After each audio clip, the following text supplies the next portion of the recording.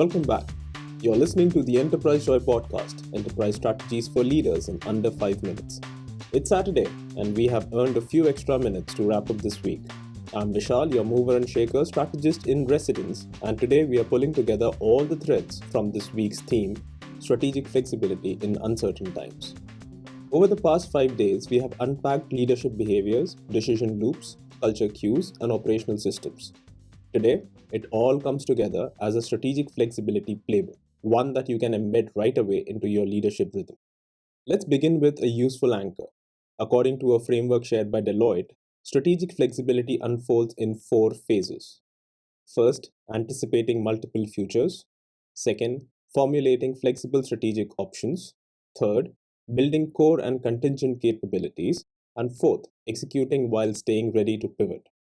It sounds intuitive, but it's only powerful when you run it like a system. So here's your strategic flexibility playbook based on this core model and tuned for practical leadership usage. Phase 1. Sense. This is your awareness engine. We often mistake agility for speed, but the fastest car on the wrong map won't win. You need strategic sensing. Using techniques like scenario planning or dynamic adaptive planning, which are research-backed approaches, helps navigate complexity better. These methods allow you to prepare for a range of plausible futures instead of clinging to a single forecast. This is where leaders step up. Pay attention to weak signals. Create forums where people can safely say, something feels off. Phase 2. Option generation. Once you have scanned the horizon, generate choices with intent. This week, we discussed organizational ambidexterity, or the ability to explore and exploit in parallel. This is how companies like 3M continue to thrive. Over decades, they have practiced what Harvard Business Review calls a dual operating system. Create opening sprints for divergent thinking and ideation, then switch to closing sprints to commit, prioritize, and execute. Leaders must signal this shift clearly.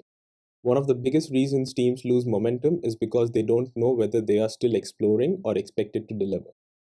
Phase 3. Capability building. This is the quiet phase where operational systems start flexing.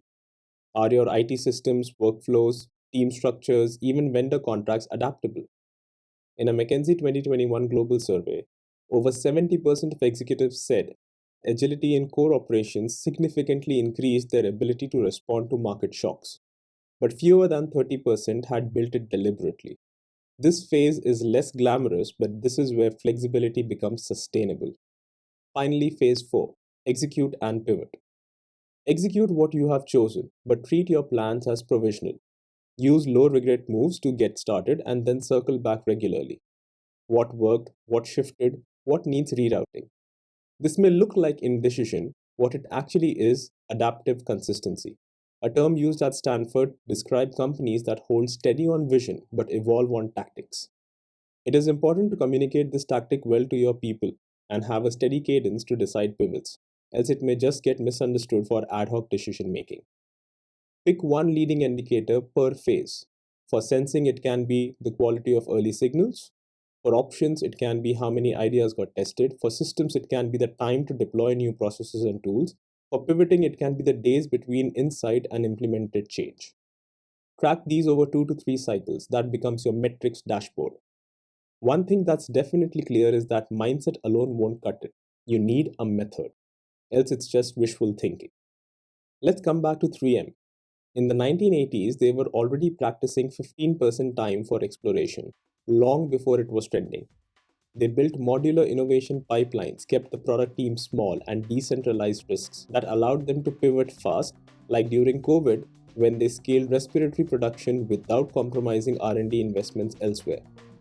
When strategic flexibility becomes a capability, uncertainty becomes less intimidating and more of an invitation to lead better. We'll be back tomorrow with a brand new theme for the week. And if this week resonated with you, consider subscribing, following, or just showing up tomorrow.